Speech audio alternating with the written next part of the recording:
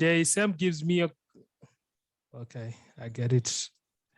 I was playing the golf the other day. Sam gives me a call. He asked me to come and present to the IIBA Zimbabwe chapter because Sam and I have always been in touch. And yeah, guys, I'm really elated and I feel privileged to be presenting to this audience. So I thought maybe we could take it to BA 101, like I would prefer to call it, to talk about competencies. What can make you a successful business analyst? Okay. Great. So that's the topic I'm going to present, business analysis, competencies for success. Right. I would like to start off with one of my favorite quotes from Lao Tzu. And it says, if you do not change direction, you may end up where you are heading. Okay. If you do not change direction, you may end up where you're heading. So you can take it in whichever way you want. So if you're heading in the right direction, then if you don't change direction, you might just get to the success. And that's where you want to be. But otherwise, if you are doing the wrong thing, and if you don't change or you don't upskill your competencies, that's how I see it, you might just end up where you're heading, which is obviously failure. So we obviously want to make sure that everyone gets to be competent, everyone gets to be successful in that they do. I like this quote very much because it speaks a lot, right? Then just a little bit about myself, because not that I like myself, but maybe people can just get to know me a bit better. I'm a certified business analysis professional. My name is Reggie Musonza, and I'm a business analysis trainer. I do business analysis coaching. I sit on the IIBA board for the South African chapter, like Sam alluded to. And I am a practice lead in business analysis. So I run a business analysis practice, and that practice constitutes about 70 BAs here in South Africa. And I'm passionate about sharing my knowledge. I'm passionate about sharing my experiences and to learn about other people's experiences and knowledge as well. I've spoken at conferences. I've spoken at thought leadership summits. And the latest one that I spoke at was actually last week. Okay, I'm an avid golfer, not that I play good golf, but it's just a good time on the course. I do road cycling, so I've got a road bike, and I love the challenge of cycling. And I'm a road runner as well. So when the bike is not working, the golf swing is not there, I take to my running shoes and I'm off on the road, right? So that's just a bit about me, but we can talk a whole lot more if you need to ask, and we'll get to connect and get to know each other. Great. So to begin with, I always like this to set the tone by talking about what business analysis is, because I find it intriguing that a lot of BAs get to do the work, but they actually don't know what. If you had to ask a BA, what do you actually do, right? What is business analysis? People tend to tell you a whole lot of things. Oh, we are the bridge between business and IT. We are the go-to people to get to understand what business is doing, or we get to interpret that to IT. But the basics of it is that, according to the IIBA, right, to the BA book, it's a practice of enabling change in an enterprise by defining needs and recommending solutions that deliver value to stakeholders in a given context. So this is what you're supposed to use in defining what you actually do as a BA, that you are there to enable change. You are there to define needs. You are there to recommend solutions to your stakeholders. And whatever they perceive to be value, you need to understand that. And obviously, value is delivered in a given context, because we are not there to solve all problems, but we solve things in a given context. And we practice business analysis in 3 initiatives, right? It can be strategic, it can be tactical, or it can be at an operational level, right? So whichever way you practice business analysis in those 3 initiatives, as a BA, you are trying to enable change. You are trying to define needs. You are trying to recommend some solutions, which you will have investigated. You are trying to understand and deliver value. You are trying to provide value to your stakeholders, and you work in a given context in all those 3 initiatives. So then, what is a business analyst? So it's anyone who performs those business analysis activities that we spoke about. But then you get to use business analysis. A quick question about the last slide. When you say practicing, and if you want to hold questions till the end, I definitely understand. Yes, I'll prefer to hold questions until the end. Okay, perfect. Okay, I love okay, that. great. Yeah, but keep your thought, because questions are important, because some of the questions will be answered as I go along. All right. Yeah, this is fantastic. Thank you so much. Yeah. Thank you. Okay, great. So anyone who performs business analysis activities, right, who gathers who elicits business analysis information, and when you elicit that information, you go on a journey of discovery. So there's discovering of that information.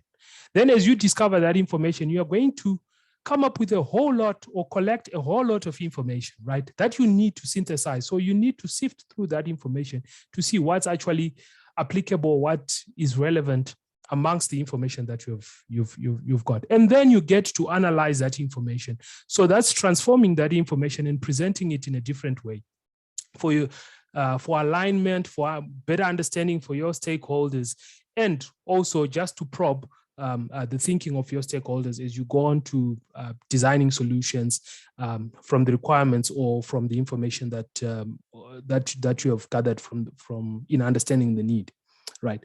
And activities that you get to do as a business analyst is understanding your enterprise goals and problems. As you are working right now as a business analyst, do you understand the enterprise goals? Do you understand what the problems are? So problems could be both a challenge, right, that needs to be addressed, or it could be opportunities that you might need also to take advantage of or maximize on for the organization. Do you get to analyze needs and to analyze solutions? So for needs that are there, what are the types of solutions that an organization can actually have, right? You devise strategies, okay? You are there to help in the change, in defining the change strategy, okay? That's what a business analyst does. You are there to drive the change, right? You're not going to sit there, be a scribe, take requirements from people, just write things down, but you are there to actually drive the change, all right? You are there to facilitate stakeholder collaboration, right? Because there's a whole lot of things, a whole lot of information that you get from your stakeholders, and you need to collaborate with your stakeholders, bring understanding to your stakeholders, and make sure that you resolve some conflicts, you get to negotiate a whole lot of things. We're going to touch a whole lot on that and expound on that. So I just thought, let's set the tone of understanding what you are as a business analyst. And then at the same time, to understand what the practice of business analysis is about. Okay, so now that we have set that tone, let's get into some competencies that we need to understand, right? So do you understand how the business works as a business analyst? Because remember, you are a business analyst, so you need to understand how business works. Do you have the business acumen? Do you understand business practices of HR, of sales, of marketing? Okay, what makes this organization tick? How do those practices enable the business or enable the enterprise? Okay, and how do they function within the enterprise? All right. Do you understand the risks that your enterprise or the organization that you work in, the type of risks that they face? All right. The opportunities that are there, it could be within the organization, internally or externally in the market.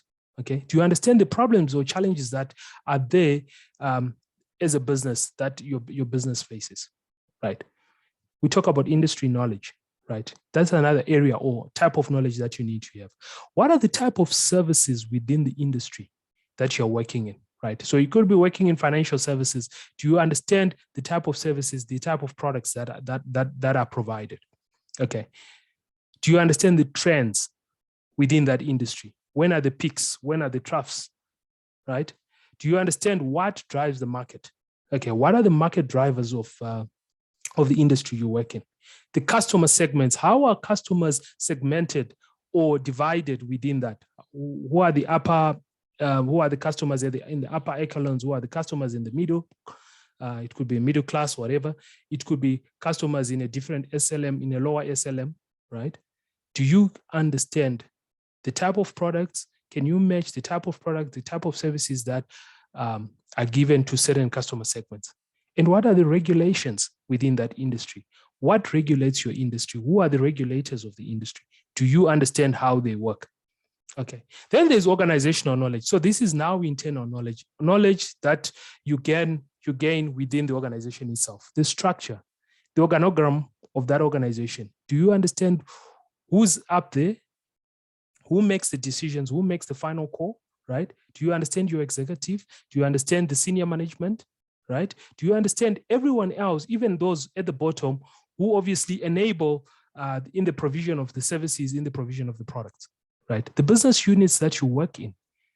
Do you understand those business units? And if you understand them, how do they interact? Okay, how do they support each other?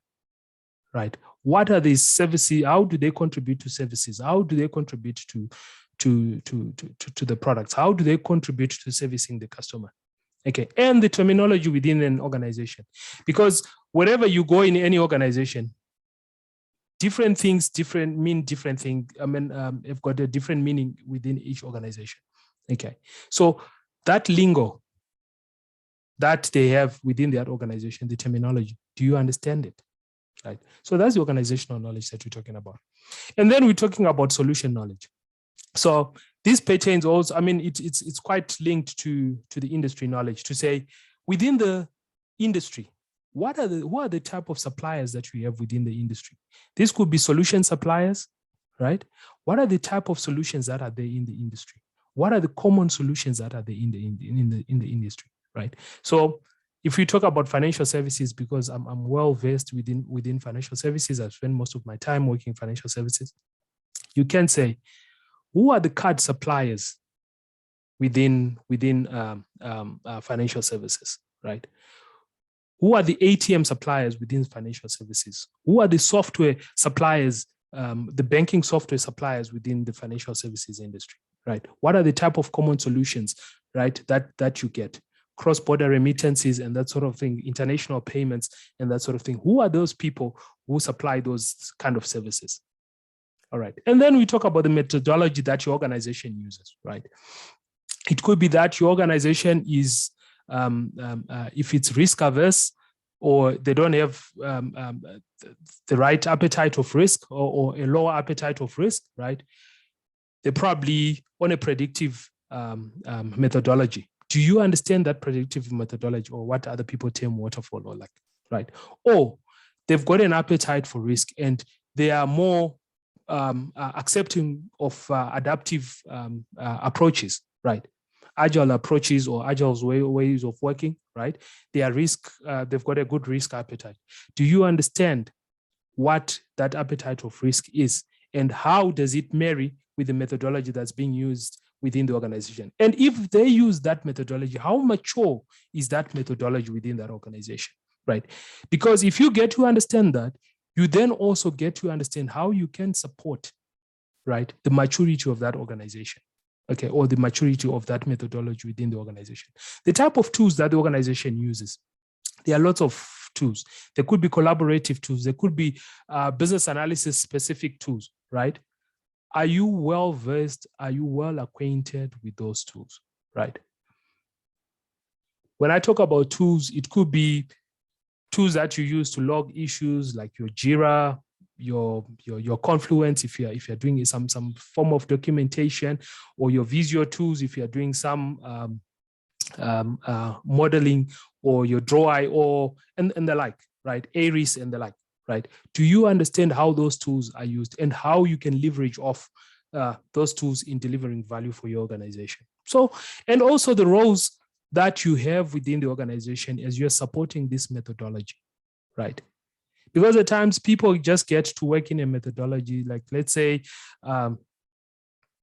you're on scaled agile, you're doing some safe methodology or practices within your organization, and you don't know how to run what PI planning is, what PI planning constitutes. The roles of the various people within that, if it's Scrum that you're using, what does a Scrum Master do in that? What does a development team do? How does a product owner support the practice that you are running, or the methodology that you are using within the organization? So these are some of the things that, as a BA, if you get to be well acquainted with, it helps you to be successful because you get to contribute to the development of one, in understanding how business works, in improving how business works, right? I'm going to move on to some development and behavioral competencies. Ethics. How do you behave? And do you think ethically to gain your stakeholder confidence, right? Because ethics is something that is very important because it has got a connotation around reputation as well, right? Do you behave ethically, right, in support of your organization? Because nowadays, if you're unethical or if your organization is behaving unethically, right, the next thing you find yourselves in the media and you've got a whole lot of PR that you have to do to address a whole lot of things. You want to be supportive of your organization in being ethical, right? Your personal accountability. You need to gain credibility about how you perform your tasks. Do you complete your tasks, right? And how do you meet expectations, right? Personal accountability also builds the confidence that your stakeholders have in you. Okay, how trustworthy are you as a BA, right? Because as a BA, a lot of us have been exposed to some very sensitive or confidential information, right?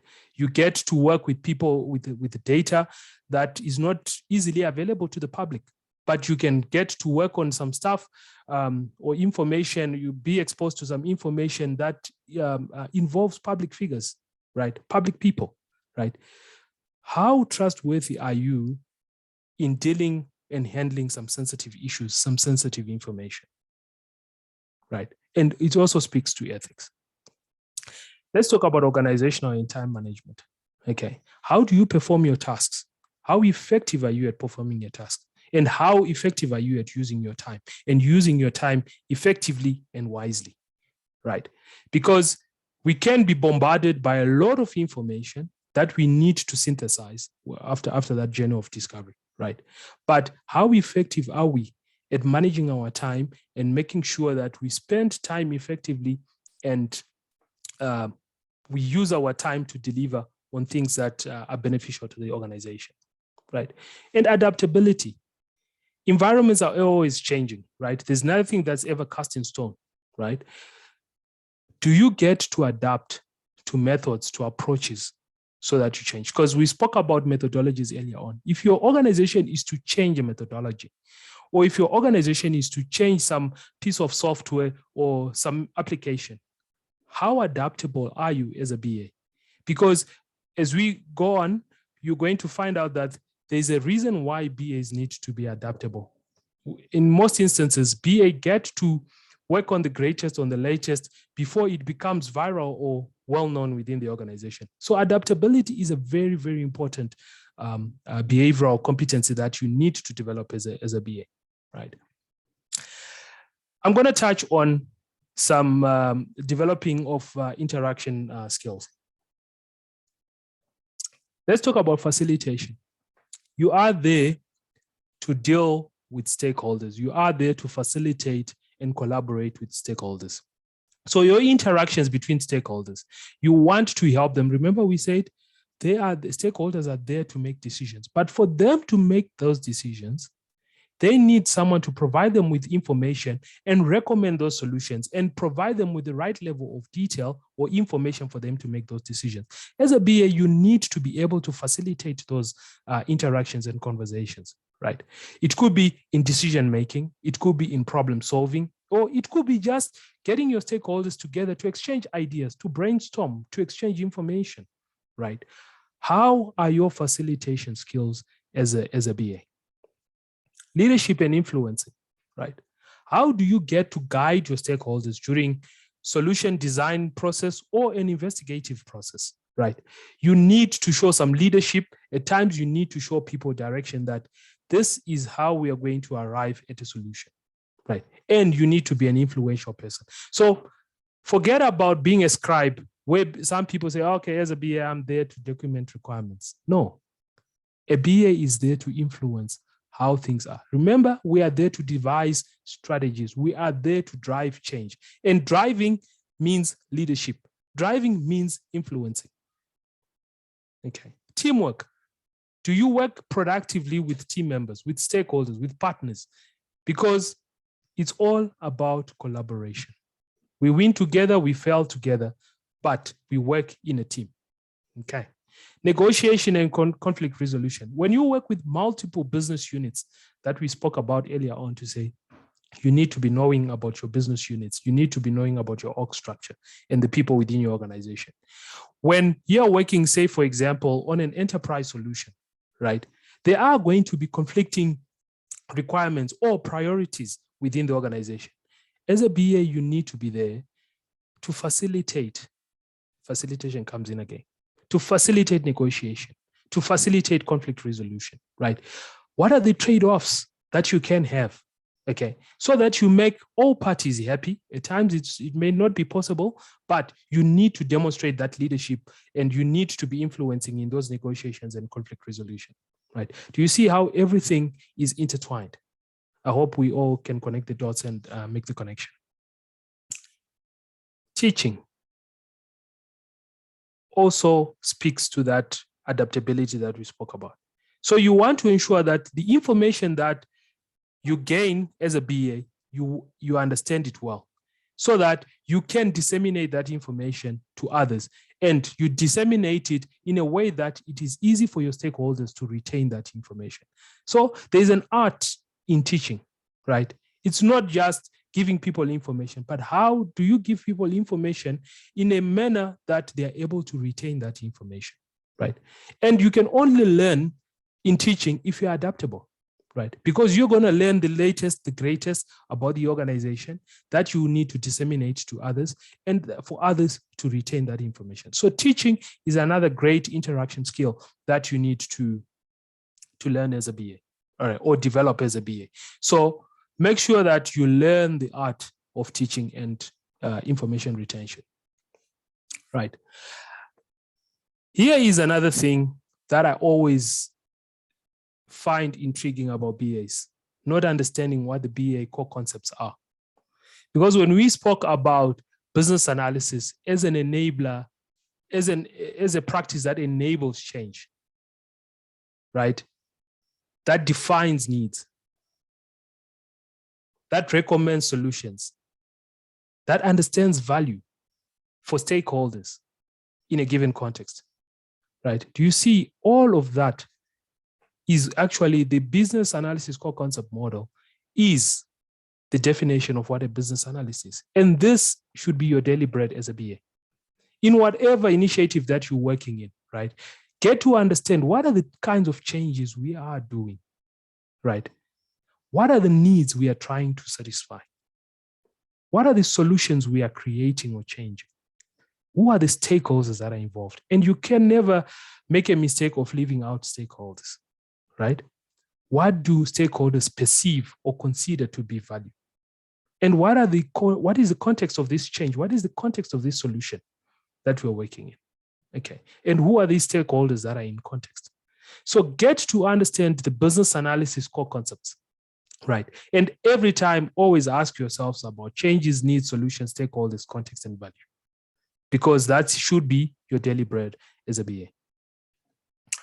Learn some BA technology tools. Great. I'm just going to check how I'm doing on time. Learn some BA technology tools, right? Office productivity tools, whatever you use, right? It could be your Microsoft Office suite, right? Or whatever tool that you use for documentation, for tracking information, for doing your artifacts, for word processing, for spreadsheets, for your presentations. And even if you're collaborating and communicating, right? Do you understand those tools? Do you understand the capability those tools have, right? Can you also teach others on how to use those tools effectively? Because at times people might be surprised that, you know what, there's a whole lot of tasks that are easy to use, that are easy to perform if only you understood how to operate a tool. Okay, so office productivity tools and technologies are very important to understand. Then there's business analysis tools and technologies, okay? Tools that you use in modeling, tools that you use for diagramming, for your documenting, for analyzing, for tracing, for storing whatever repositories that you might have for your requirements, right? Do you understand those tools?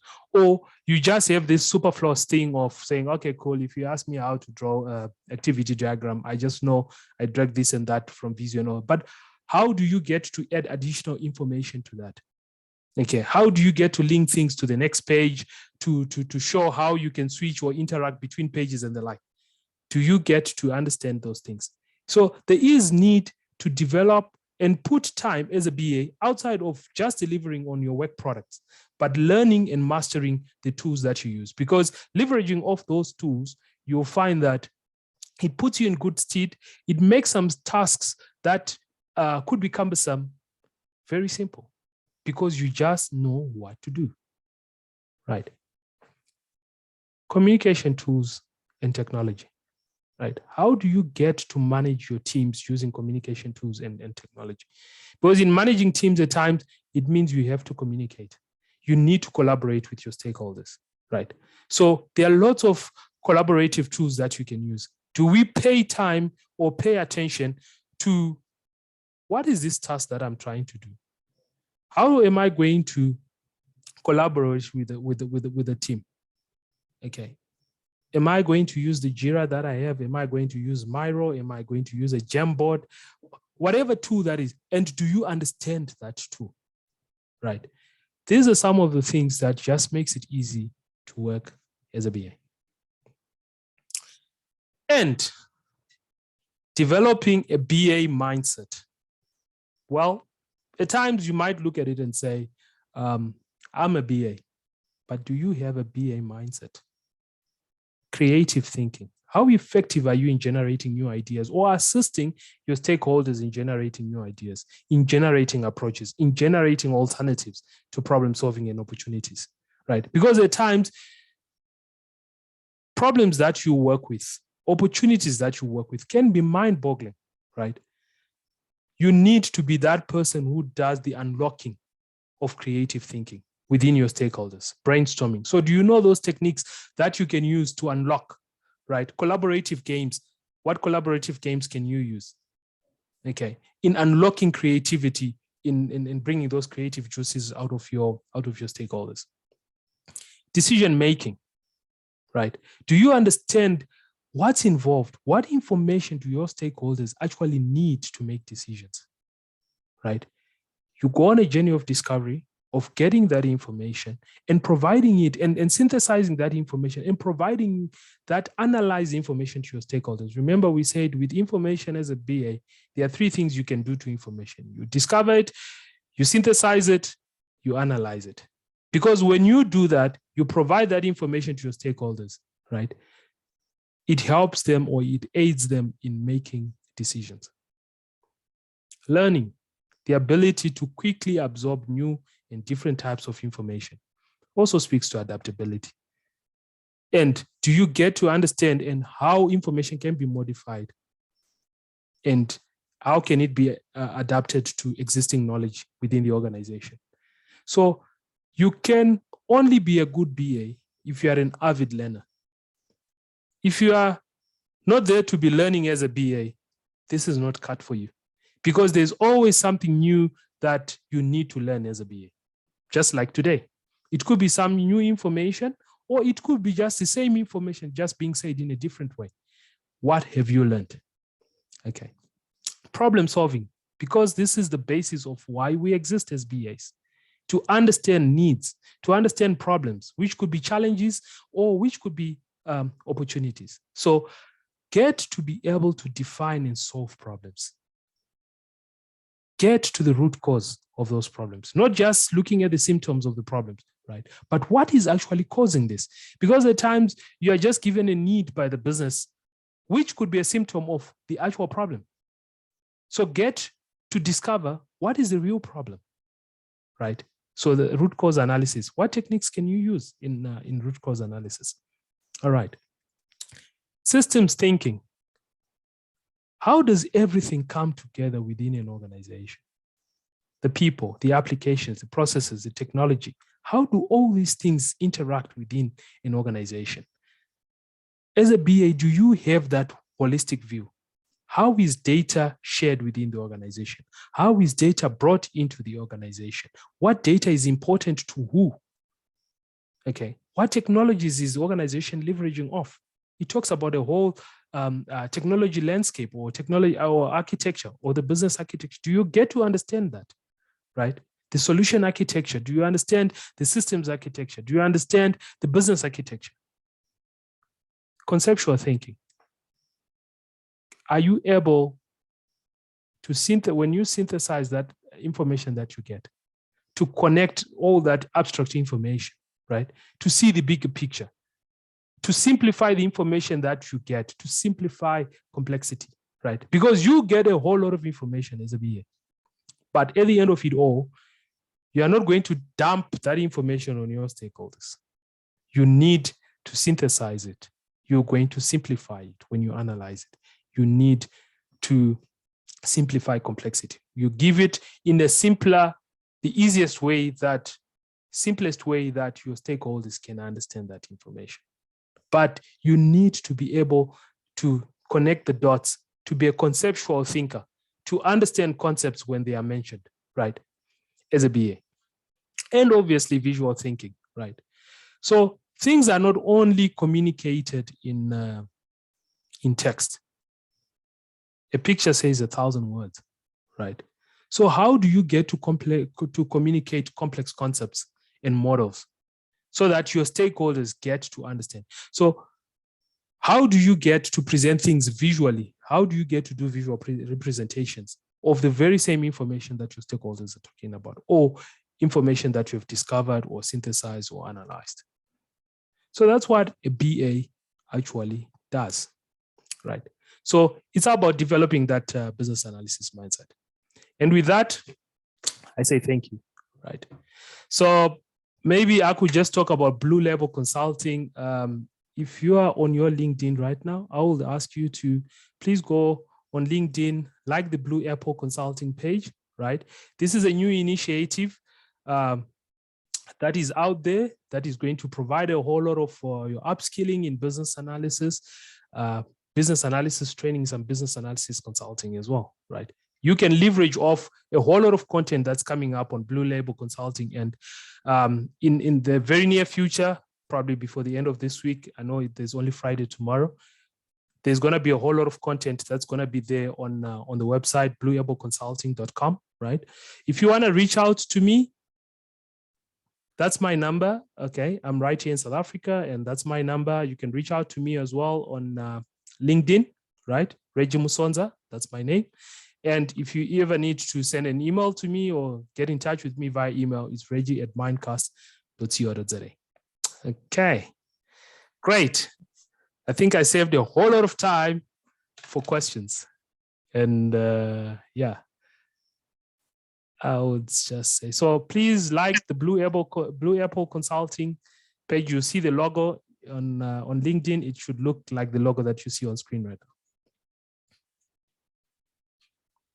Thanks a lot, Reggie. I think brilliant presentation. I see we've still got a lot of time to do questions. So like I said, maybe let's open the platform to questions and see what people come up with. Maybe I'll go first whilst people still gather their thoughts. So you mentioned something about learning tools, and specifically, I think there was something about, I'm forgetting the word that you used for it, but it was something around games or something, to use games maybe as a method or something like that. Collaborative games, yeah, collaborative games. Yes, so would you have an example of what that looks like? What is a collaborative game? How is it different from my typical everyday sit down and let's talk in a workshop kind of a thing? Or maybe is there a place where I can get resources? Okay, great. All right, I'll take that question. Let me just stop my share. Okay, I'll stop my share. Great, so that I can get to see people. All right. Is there anyone who wants to take a stab at this collaborative thing? Anyone who has ever facilitated something, a workshop with collaborative games? Reggie, perhaps I can speak. Yes, that. Tendai, go for it. Yeah. All right, thanks, Sam. I remember, Sam, you asked the same question when I did the training with you guys. So that's why I was Why are you smiling, right? outing me? Right. So I think collaborative games is more of when you want to discover a more like an innovative product. It's mainly used for product development, new product development, right? For innovation. So you want to be more in a specific group with a group of people, and you're actually trying to uncover or discover new features of a specific product. What I'll do is I'll put the link exactly where collaborative games are discussed in the BA book. I'll put it in the chat. I've got the BA book next to me. Remember, I said always keep the Bible next to you, right? The BA book, and then you can read further. So I'll just put the link for you, Reg and Sam, and then you can read further in the BA book. You happy, Sam? Yes, I'm fairly happy, but I wanted like if you can give me maybe a specific example of when you've used it. Is it something that I just come up with personally, or are they like certain standard? You know, like how we say when you want to do like a process map, you can use like a flowchart or swim lane. Maybe are there certain types of games that lend themselves, or is it more like up to your creativity? I would say it's more up to your creativity, Sam. I don't think there's specific, I think you're thinking, for example, with process modeling, there's specific BPNN notations that you're supposed to use for process modeling. And you're probably asking, is there a specific format or standard that you must follow for collaborative games? Not really. I think it's up to you. It's your creativity. Again, I'll put the link and then you can just read to see what it's all about. I don't have a working example that I've done. I don't know if there's anyone on the call who's had a working example with collaborative games, but I don't have a working example myself, but it's something, I guess, if you want to do it, we can always definitely explore and have a working session. That's why we're here, right? As IIBA Zimbabwe, we can help each other. Okay. So all I can say about collaborative games is, Sam, you want to get your team to be creative. Okay. You want to get your team to collaborate. You want to get your team to contribute to a problem that you have, right? What can you think about, okay, to get everyone to be involved in coming up with a solution, right? It doesn't mean that you're going to come up with a solution, but you are all going to get to understand something, right? Find creative ways of working on that problem, right? Okay. Reggie, I don't know if you can see the participants. Okay, let me have Garnet. Yeah, Garnet can say something. Oh, sorry, wait, before Garnet goes, there's Sitole. I think went first. I thought I raised my hand first, but it's okay. I'll wait. No, my hand kept on going down. Sorry. I think that's why you said it's been there first. No worries, go ahead. All right. First of all, I want to say thanks for the great presentation. I brought my hand up first about collaborative games. I'm coming from the PM side, project management side.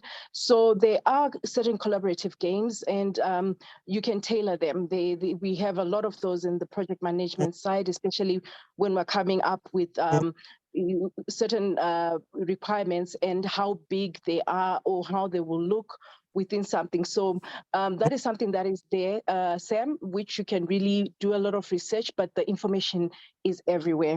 So now my question though to Reg is, I've got quite a number of my teammates here from work and we are looking to go agile. And with, like how specific like Scrum is with certain team members, they do speak about business analysts, but we are really trying to see where does the business analyst really fit within Agile. And you know how Agile really isn't big on much documentation. It doesn't say no documentation, but not much. Where does the business analyst really fit in within an Agile sort of framework? That's a great question that you have. Sorry, what's your first name? My name is Shwadesai. Okay, let me put my name on. Okay, Shwadesai. Yeah. Okay, great. All right, cool. So I'm not going to answer your question, Shwadesai. Right. I'm going to let Garnet speak about collaborative games, and I know he's itching to answer the business analyst role in Agile. So Garrett, over No. to you. No, actually, I just wanted to talk to Sam about the collaborative games that he was asking. So there's this game which is very simple, Sam, that you can adopt. It's called Buy a Feature. So what happens is actually we use it for prioritization for the most part. So once you have brainstormed, for example, you're trying to build a product and you've got all the features that are lined up, and then you give people money. So it can be fake money, but you can use real money even. But so what happens is that you place different values to different features on what you have on the backlog, and then you give them a limited amount of money so that they can't buy everything. So you would ask them, what would you buy with, let's say, a budget of $100? And then with that, it helps you to prioritize things because they will spend money on the items that they think will derive the most business value. So that's part of the fun of playing that game, because when somebody might actually just come and say, I'm going to spend $90 on this particular feature. And then they'll ask, why are you spending this much money on just one feature? And then they'll be able to articulate why they think it's very important. That, you know what that does? It helps people to open their minds on other things that they might not have really, appreciate about that particular feature. So that's a game that I've played a couple of times, and it has forced people to think in other terms, because the analogy of giving people limited budgets to buy certain features, it really talks to the budget of the actual product, of the actual project, because you don't have an open blank check, unless maybe if you work for Google, where you can actually spend everything. But for the most part, you're giving a limited amount of money, and then they tell you this is how much you can spend. So the thing is, you actually have to prioritize what you can only spend on. So it's actually a very interesting game. You can use Monopoly money, and but the trick to it is how much value are you placing on certain features and people justifying their spend. You'll see that it's very fun and you can spend hours on it. But yeah, that's just an example of what you can actually do. Yeah, thanks for that, Garnet.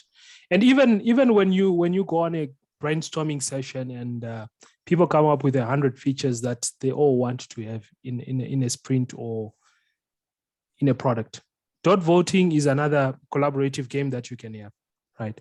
If I give you 3 dots, you've got 100 features that are there. What are the top features that you are going to vote for, right? That's another way of, because you can't have everything, but work within limited resources. All right. The number of games that we've come across in terms of collaborative games, there's a tremendous amount of games, especially with product ownership. So there's early design product, so it's like minimum viable product, so it's the least amount of product required to go to market. So when you go to market with what you own, there's a variety of market subjects that decide, like net promoter score or statistics that indicate specific games. There's like 29 games in the CPOA, in the product ownership analysis, which is on the IIBA website. 29 different effective methodologies for games to communicate and develop collaboration between both the business teams and the technology teams, and then the business teams to think ahead of what entails the core aspects of a business. So the core aspects of a business is bottom line profit, bottom line need of that business. So to give them what they need and to give them the right tools and technology, whether it be through web server, Amazon, Azure, Jira, Miro, Balsamic, things, all of that entail the full customer experience to provide and to provide for that need. So essentially, you're working with core requirement analysis and specifications and writing of specifications that speak well to, like Reggie said, it's creative thinking, decision making. So enabling creative thinking, decision making to then work hand in hand with what the business need is. As soon as you entail that and you delight customers, give customers what they want, then you have a continuous cycle for innovation and products and cool technology that is cool technology that enables users. So that's sort of my experience. Coming back to the presentation, was excellent presentation, Reggie. Thank you so much. just a question about what with Blue Apple. Do you have a niche with what influences and driving influence? You said something about driving influence. What does that mean essentially? Reggie, do you want to answer the agile question first before you answer the second one? I was hoping you would answer that question because I know you want to answer it. So go for it. I actually don't. I'll leave it to you. I'm joking.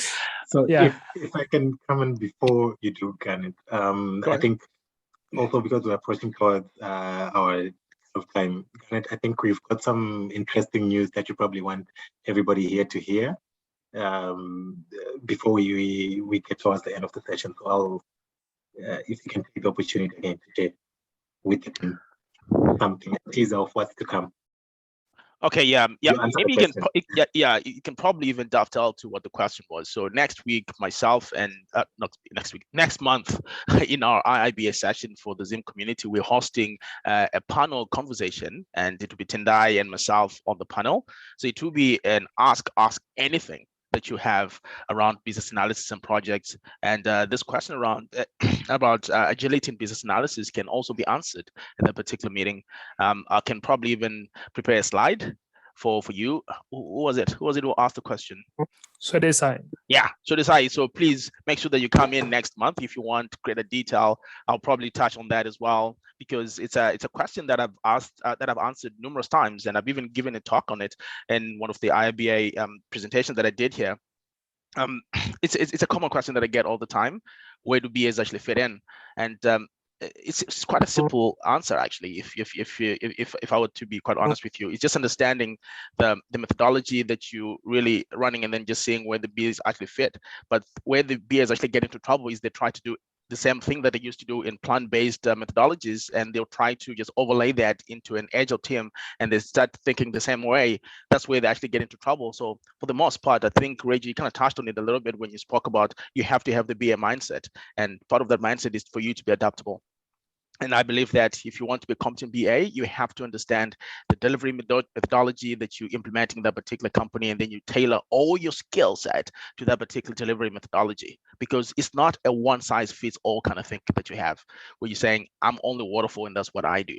You might join a company that is adopting a different kind of delivery stream, but the way you approach your elicitation has to be tailored to how the team wants to deliver, because you're basically there to enable change. That is the practice of business analysis, and you have to do whatever you can for you to fit into what they actually adopt for delivery. I think that's probably the highlight that I can say. And if you come in next month, we will probably cover that into great detail. I'll just put that down as one of the first things that we'll cover, and we can probably build up on that. Great, thanks. Possibly, if you check on the Blue Apple Consulting website, there will be an article around that. Sorry, not website, but LinkedIn page. Okay. Yes, Sam. I will share the slides. I saw a question about that in the chat. Not a problem. Okay. No. Thanks for that. Reggie, I know we've got maybe two questions. One from Tej, and then there's Anis who had a hand up. I don't know if he's still here and would still like to ask their question. Maybe we can make those the last two questions.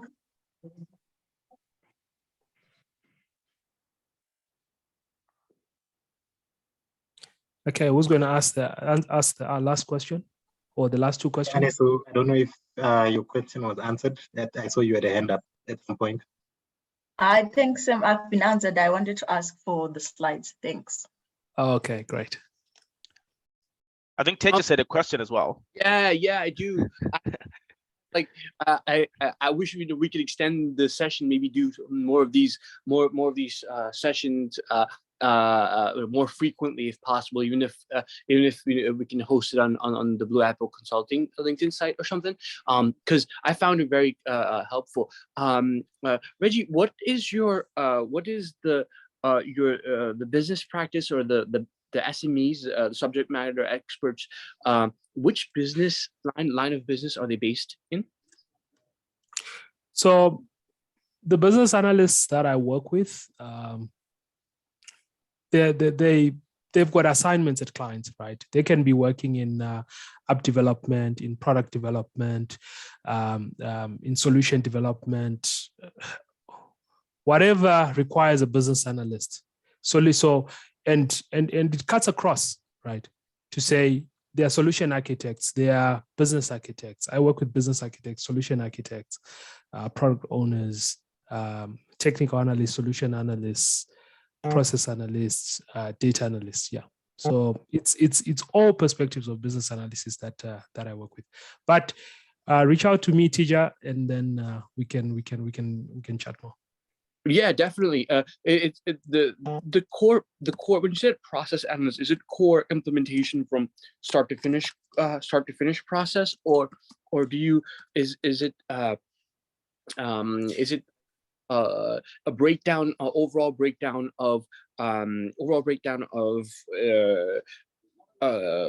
end-to-end consulting? So consulting breaks down requirements in terms of whether it be SAP, implementation of SAP, right, which is tremendously useful as business analysts, SAP FICO, SAP materials management, SAP HCM and all that. Yeah HCM or so we take that. So if I can just cut you short there, it just depends with the client assignment. It just depends with the client assignment. So if you want end to end, if you just want a section of that, we've got that capability. Fantastic. There's I love South Africa, so I would it sounds like a fantastic area of. But these Zimbabwean guys won't be happy to hear what you're saying, that you love South Africa. No, we're okay with it. We're fine. Unless you get kicked out. Zimbabwe is my home. But sorry, Tej, to Sam, if I can just add something, just for everybody on this call in preparation for next month, if you have any questions, please come prepared with your questions. And if you want to submit your questions way ahead of time to Sam, maybe if you want us to maybe flesh out a little bit of more concepts in the BA space, please just be more proactive around that. But we'll welcome all your questions that you're going to be having. And like I said, the panel is going to be myself and Tendai, so you just won't be hearing my ugly voice. At least you've got some female voice on the side. But I'm just hoping that you guys can make it, and if you can just spread the word. We're trying to grow the IIBA community, so we need as many people to attend as possible, and I think we're going to have fun. So, by the way, there's no such thing as a stupid question. Any question that you have around business analysis, please come with those questions, then we'll be able to answer them. And even if it's about be a career path, like where does it really end? And I'll be able to speak from experience and from what I have learned in on my way to where I am right now. And I think it'll be very exciting, guys. So I'm pretty excited about it. Yeah, thanks a lot, Garnet. Definitely, guys. Let's make a date for. I think it's Thursday, the 28th. We'll send out official communication.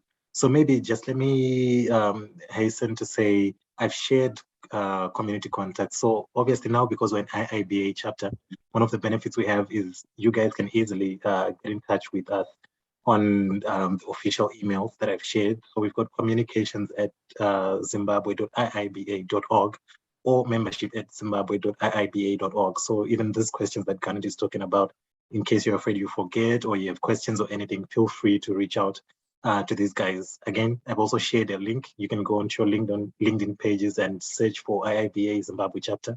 We've got a group there. We'll be very happy and excited to have you guys. And we'll share the recording today. We'll share the slides.